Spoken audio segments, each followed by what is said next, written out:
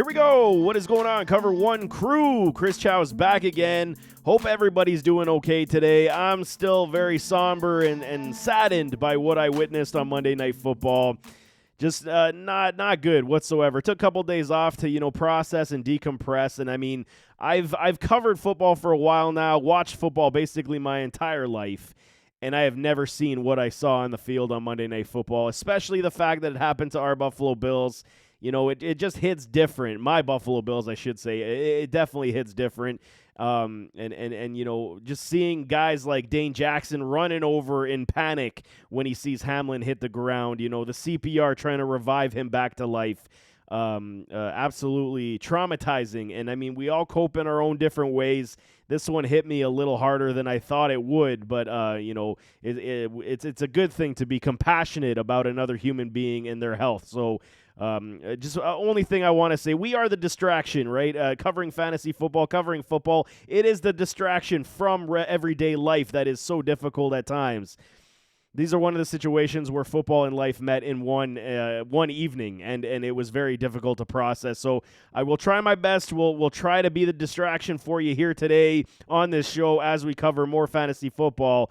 But I just, please, everybody give some prayers out, continued prayers for Damar Hamlin and his recovery, and we'll get into the show as we move forward. So the fantasy football leagues now complete for the season outside of, potential week 18 for some redraft leagues. Some dynasty leagues are doing that as well. I know a lot of leagues are shutting it down with news that the Bills and the Cincinnati Bengals game may not proceed. So let's talk some trades for dynasty. Let's pivot in that direction because there are a lot of players. Let's talk some running backs. We got to restock these cupboards. We got to get better in dynasty and build these teams that much better. Let's start with first buy on my board. It's Najee Harris.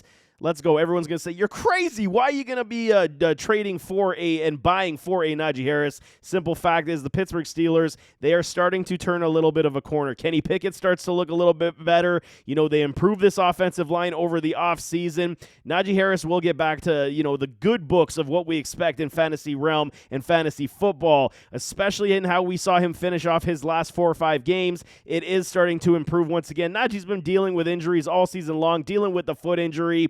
Now, all of a sudden, 189.5 half PPR points. He finishes right now as the running back 15, is only 24 years old. He is a definite buy right now because you can probably get him a little bit lower than you had expected because some managers might be pretty disgruntled with his productivity this season. I'm definitely buying a Najee Harris at this point. Travis Etienne is the next guy on my board because I'm a huge Travis Etienne supporter. You guys know this. You follow my work for how long. I wanted him in Buffalo when the draft from Clemson did not transpire, but Travis Etienne is now starting to, pick up steam. This was basically his rookie season. Had an extremely explosive contest versus the Houston Texans. Right now, he is the RB16 in fantasy football, half PPR, 183.2 points. It's a good season for Travis Etienne as Jacksonville, another team who is an up-and-comer, a high riser. Calvin Ridley's going to be coming back to this roster next year, so you can see what is going to be happening. Trevor Lawrence is starting to be the quarterback one that we all believed he could be. So I'm telling y'all, this is a good sign for a Travis Etienne. And some managers, they may not covet him as highly as others that you might believe. So you can probably steal him off someone's roster at this point. Travis Etienne is one of these guys you got to get on your squad right now in Dynasty. DeAndre Swift, another one who's been extremely frustrating at this point. He is 23 years of age, and the Detroit Lions just continuously do not utilize this man where we want him in the goal line situations, giving him more touches. The injuries continue to be a problem for DeAndre Swift. I'm still buying. He's only 23 years old. Who knows how long Jamal Williams is going to be there. This Detroit Lions offense is very good. The offensive line is one of the best in the NFL. They're going to get Jamison Williams back, so there's going to be 0 stacked boxes for a DeAndre Swift next season, barring any other health issues. DeAndre Swift is still going to give you a very solid 13-game showing at minimum, barring health, of course. But again, managers will be very disgruntled with the lack of productivity. 155 points right now, RB24. People will be looking to shop his services because they are frustrated with a DeAndre Swift. Go and cash in. Get him on your roster today. It is very much important. Jonathan Taylor, if you can believe it, He's on the buy list, and there's going to be a lot of people looking to ship him out because they're terrified of what this offense is in Indianapolis next season. They're terrified of the fact that Jonathan Taylor, the carries finally caught up with him. In college, he had over, 900 carries in college. He's been running the ball a lot in the NFL so far in his short career. Only 23 years old himself. He finishes as the RB32, 132.4 points. Obviously, they shut him down, put him on IR due to injury. But Jonathan Taylor right now is a guy that you may overpay a little bit because of the name cachet right now. But you still would get him less on the dollar than you would if he was hitting, and likely other team owners would not be shopping his services. Go and poke the owner of Jonathan Taylor, see if there is any interest, because I do believe there's a lot of people going to look, at least if the offer is right, they're going to look to ship his services. And if you require a running back, JT is still a top 5 running back in this league. No kidding about that. Breece Hall, RB41, just on an absolute tear this season. And no pun intended, he tears his ACL early on as he was just killing it, finding his zone, finding his way through the line, scoring touchdowns, giving us massive point productivity. 21 years of age, 105 points, like I said, RB41. This one's a little tougher because he is young. However, the sale could be made in saying, hopefully the team that you're trying to trade him for has a plethora of running backs, but maybe you can give a wide receiver, another running back, and a mid-round pick to go get yourself a Breece Hall. It's very possible because of the injury. Who knows when he's going to return? Mid-season ACL tear. He may not return for at least... we see the same thing with J.K. Dobbins. Next year may be a wash for a Breece Hall. So if you have room to get a Breece Hall and you can cover your bases with other running backs, I'm definitely trying to get Breece Hall on my roster 110%, because if they figure out that quarterback position in New York, you're going to see a lot of good offensive production in New York with the Jets. Breece Hall is a must-add, as is James Cook, my guy, our Buffalo Bills. James Cook, baby, 90.9 points, 23 years of age, RB44 right now as of today for running backs in half PPR. James Cook, the issue was early on, obviously, lack of volume, lack of usage. Then there was issues with him doing that stutter step in the backfield, wasn't finding the holes, wasn't trusting his ability, and his speed and patience was just not there. As we've seen over the last 4 games, James Cook is seemingly figuring things out. The Buffalo Bills are starting to figure out their ground game. Devin Singletary, he is on a contract season. They may not bring him back, so we'll see. But James Cook, along with somebody else, could be a very great 1-2 punch where James Cook could eventually see anywhere from 8 to 15 touches per game in this offense. Excuse me. As the Buffalo Bills do move forward, James Cook is a low-rent buy right now. You could get him on pennies on the dollar. His only upside right now is potential based on his workload. So I'm telling y'all, you could definitely put a good trade together and get yourself a little James Cook. How about running backs we need to sell? And we got to sell high on these guys, because I think you could cash in a boatload of return. First one on the board is Josh Jacobs. He is currently the RB3. And with the unbelievable season that he did have, the Las Vegas Raiders, they did not pick up the 5th-year option, and this spawned a massive shift in his play. He was a man-possessed this season. 295.8 half PPR points for a Josh Jacobs. Like I said, man-possessed, running wild, giving you massive return on investment. I think I drafted a Josh Jacobs in the 4th round in one of my leagues, and he's the RB3. That's massive return value investment for a running back. But right now, he is on the contract year. He likely will not be back in Las Vegas with the Raiders. Highly unlikely. So depending on where he goes, what team he goes to, what scheme it is, it's all unknowns, right? And a guy who's carried the ball over 300 times this season, touched the ball over 350, it's going to be extremely difficult for him to replicate that. Expect a downturn of some sort, even on a new team that he does go to with a quarterback even. It's going to be very difficult to see this type of productivity for a Josh Jacobs. You can sell an RB3 right now for draft picks and player prospects. I'm definitely selling a Josh Jacobs as we move into the offseason. Derrick Henry is another one. And I get it, okay? We love Derrick Henry. I love Derrick Henry. He's just a point-producing machine.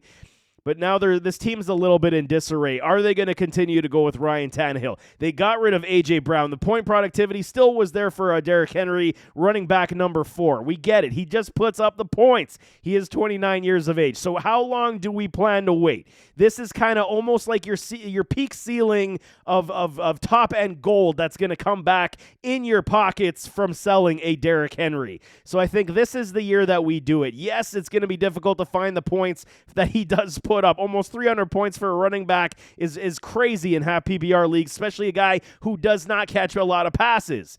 Derrick Henry's value is still extremely high, and if you are even considering a rebuild, or if you're considering stacking your team just a little bit more for protection, for injuries, for futures, Derrick Henry's a must-sell for me, and I think you could still get a massive king's ransom for this man at age 29. We know that scary number for running backs. Even though Derrick Henry's built different, we're scared of that number of age 30 where running backs just completely fall off the cliff. Sell Derrick Henry this offseason. It is key. You can definitely get high-end return on your investment. Joe Mixon.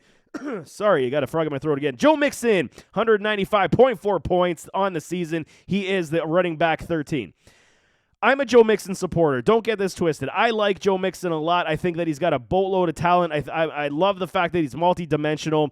I just don't like how the Cincinnati Bengals utilize this man. They don't have a massive commitment. Samjay Pirine had more commitment to this volume game with Cincinnati than we had seen with Joe Mixon. His stats are inflated with that massive 5-touchdown performance he had this season. He always continues to deal with injuries.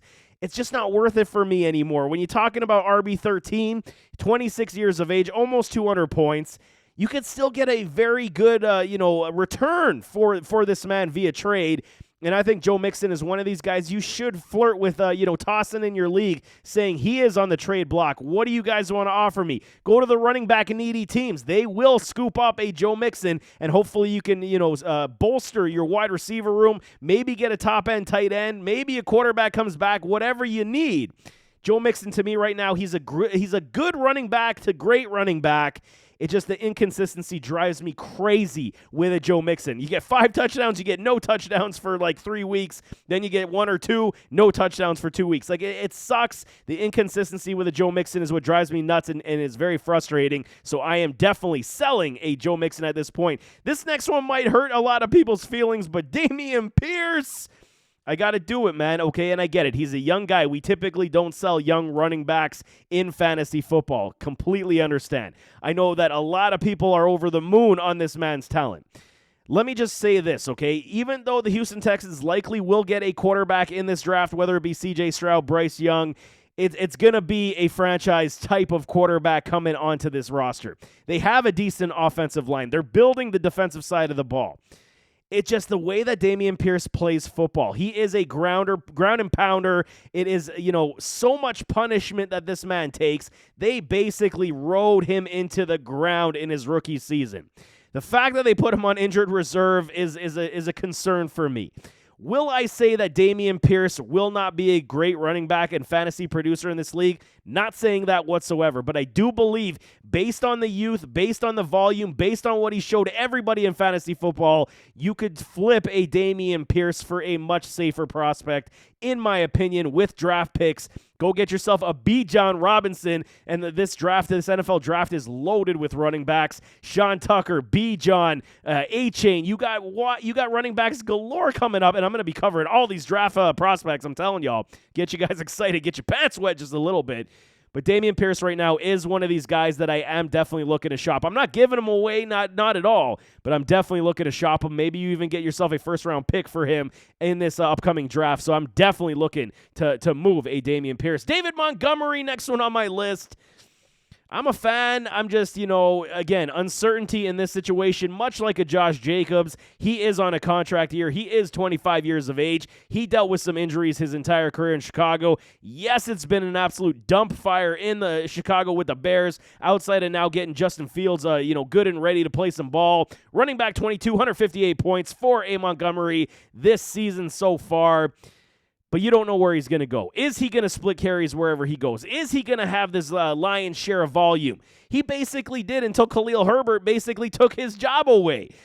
This is what I think. So I do believe that the Bears will move on from a David Montgomery if the price is too high for their blood. I think that they're going to go and ride with a Khalil Herbert because he proved he can be the running back one on this offense, and they go with someone like Tristan Ebner, or they draft another speed back to give that, healthy exchange of, share of touches with the opposite skill set. That's kind of what you're looking for. So I really highly doubt that a David Montgomery is going to return to Chicago, but it is something worth watching. So depending on where he goes, it's a definite risk. He signs with another club that has a dual running back threat. You got some problems. It's time to move a David Montgomery right now. Running back 22, you can still return some good value to your roster at this point with draft capital 110%. Last one on the board for sell running backs is James Conner. 27 years old, running back 17, 177.2 points this season. There's issues in Arizona. What else can we say? They could even cut a James Conner off this roster, and he's going to be looking for a job. This is not good news. Cliff Kingsbury, the head coach, he definitely could be fired and relieved of his duties, upon the season's end and conclusion.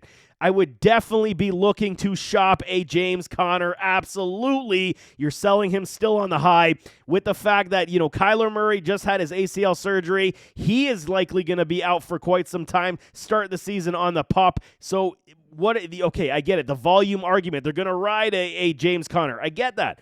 How many times are you going to do this until the man finds his way into the medical room again? He's constantly dealt with injuries. Right now, he's healthy. Right now, his value is still pretty good. Almost 200 points as a half PPR running back. It is good stuff. So, in 27 years old, it is time. Shop yourself a little James Conner and maybe go younger, more youthful, more explosive, better health. That's kind of what I'm thinking with a James Conner, especially with how much disarray is coming for these Arizona Cardinals. But there you go, man. That is 12 players to buy and sell at the running back position for Dynasty Fantasy Football. So there you have it. That is 12 players, like I said, for Dynasty buy and sell running backs.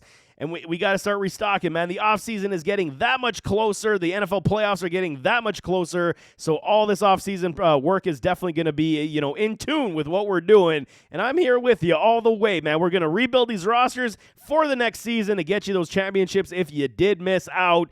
But nevertheless, as always, don't forget to hit that like button, hit that subscribe button, jump in those comments, give me your thoughts. And again, give out those prayers to Damar Hamlin because he definitely requires them. But we'll see you next time.